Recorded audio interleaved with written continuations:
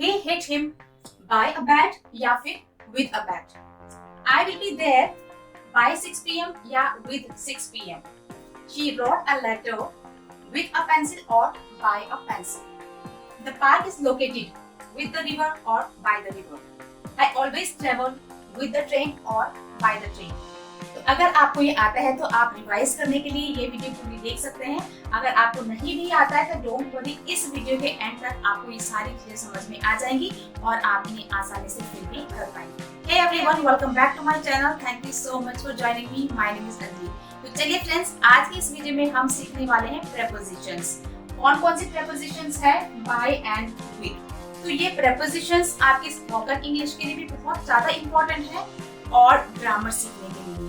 तो चलिए friends, without any delay let's dive into the video.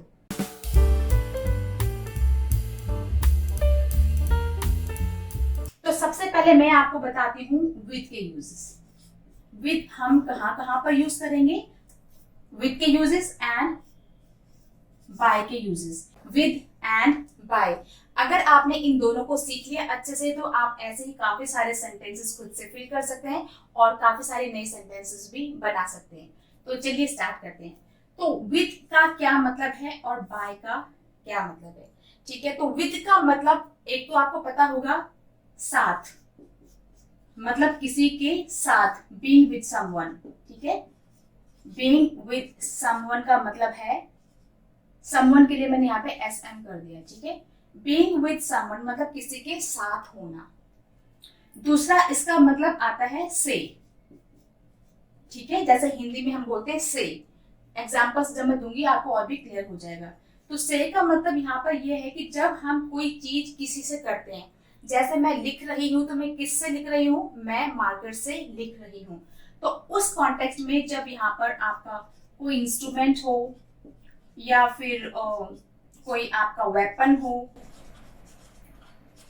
जिससे कोई काम आप कर रहे हैं, तो वहां पर हम विद का यूज करेंगे। विद सेम रहेगा लेकिन इसका जो यूज करने का जो कॉन्टेक्स्ट है वो थोड़ा चेंज हो जाएगा। जैसे इसका एक मतलब साथ भी है, एक मतलब इसका से भी है। और इसका यूज कहाँ पर होगा?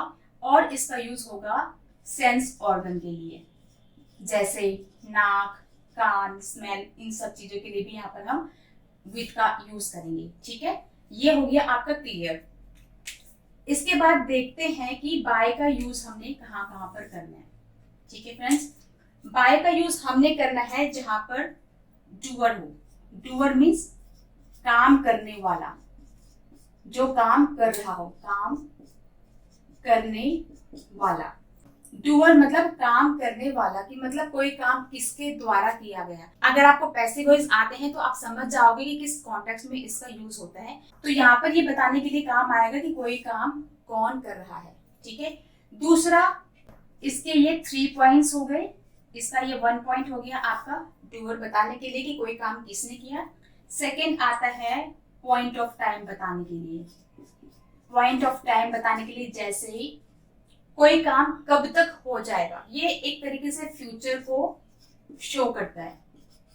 ठीक है, कि मतलब जैसे मैं कहती हूँ आपसे कि मैं 3 बजे तक आऊंगी।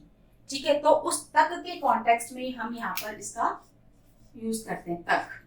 इसका मतलब है काम करने वाला, और पॉइंट ऑफ टाइम मतलब कोई कितने बजे तक काम हो जाएगा। ठीक है, जैसे मैं वहां इतने बजे तक पहुंच जाऊंगी, तो ये हो गया आपका तक। जो इसका थर्ड यूज है वो होता है ट्रांसपोर्ट मीडियम बताने के लिए।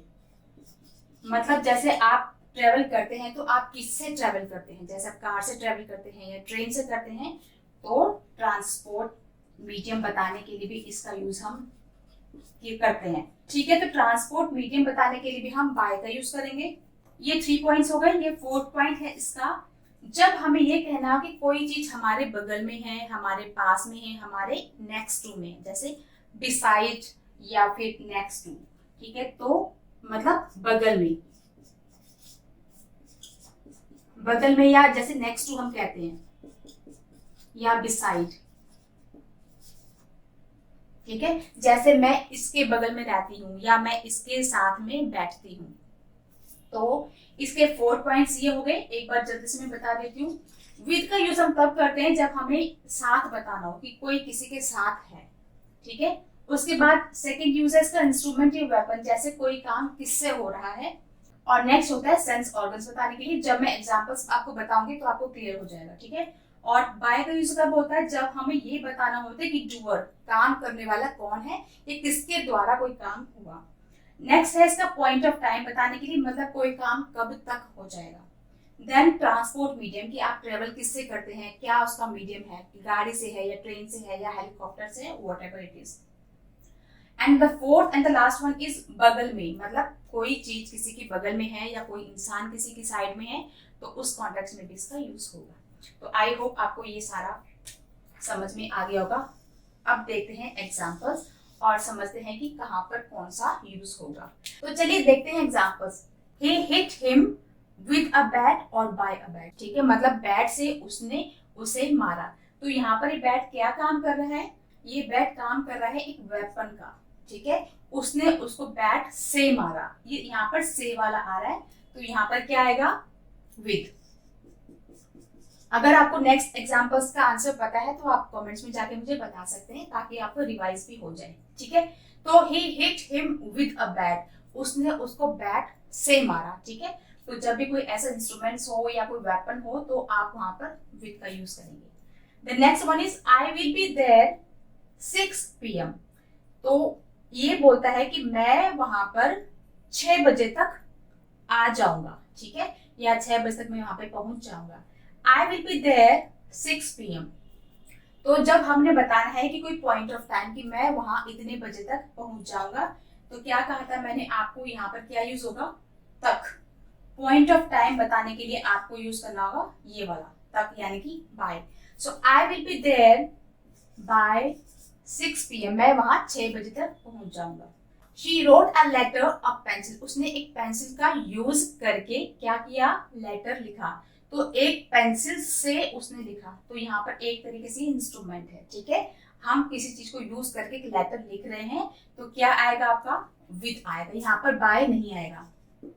अगर आपको लग रहा है कि उसने एक पेंसिल के द्वारा लिखा तो दैट इज इनकरेक्ट, ठीक है। तो जब हम कोई चीज किसी से करते हैं, इंस्ट्रूमेंट कोई चीज को यूज करके कुछ करते हैं, तो वहां पर हम विद का यूज करेंगे। She wrote a letter with a pencil, उसने पेंसिल से एक लेटर लिखा। The park is located the river, मतलब रिवर के बगल में, रिवर के साथ में क्या है, एक पार्क है। तो बगल के लिए क्या आएगा, यहाँ पर मैंने क्या बताया था, ठीक है। नेक्स्ट टू उसके पास में या उसके साथ के लिए हम क्या यूज करेंगे, बाय। तो यहाँ पर आपका आएगा by. Next is I always travel the train, मतलब मैं हमेशा ही ट्रेन से ट्रेवल करता हूँ, तो क्या आएगा, बाय आएगा या विद आएगा। तो जब भी आपको बताना हो कि ट्रांसपोर्ट मीडियम क्या है, आप बाय का यूज करेंगे, बाय द ट्रेन, ठीक है, मैं हमेशा ही ट्रेन से ट्रेवल करता हूँ।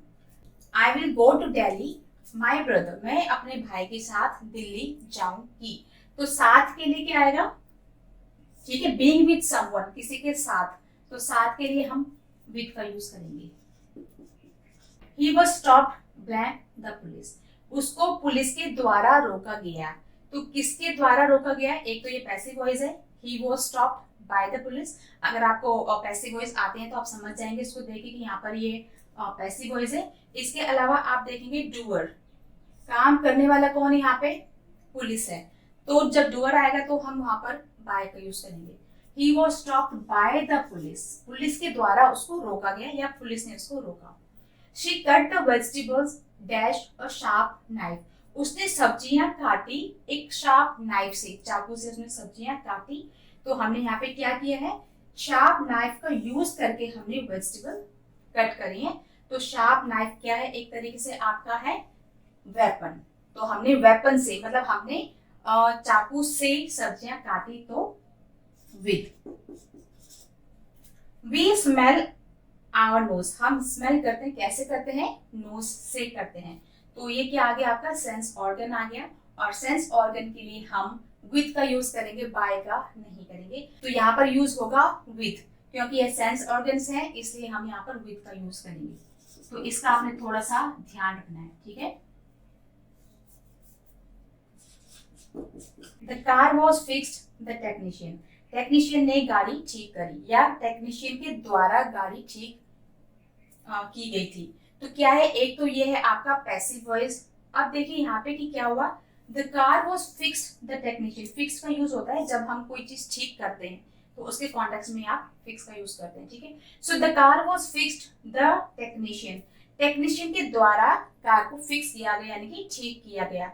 तो यहाँ पे डूअर कौन है, टेक्नीशियन डूअर है, यहाँ पे काम टेक्नीशियन ने किया है, तो इसलिए हम यहाँ पर बाय का यूज करेंगे। बाय द टेक्नीशियन मतलब टेक्नीशियन के द्वारा उसको ठीक किया गया, ठीक है। तो हम यहाँ पर डूअर को बता रहे हैं कि काम किसने किया। So that's all friends, I hope कि आपको ये सारी चीजें क्लियर हो गई होंगी। अगर आपको समझ में नहीं आया तो एक बार आप फिर से इसको रिपीट करके देखिएगा, और साथ ही साथ जब आपको कुछ समझ में आ रहा है तो उसी के साथ आप खुद से फिल करने की कोशिश कीजिए कि यहाँ पर कौन सा वाला ऑप्शन आएगा। अगर आप कोई भी डाउट है तो आप मुझे कमेंट्स में जाके पूछ सकते हैं। So that's all in this video friends, I hope you like this video. If you like this, please hit the like button, share and subscribe. So that's all friends. Thank you so much for watching me. See you in the next video. Take care. Bye bye.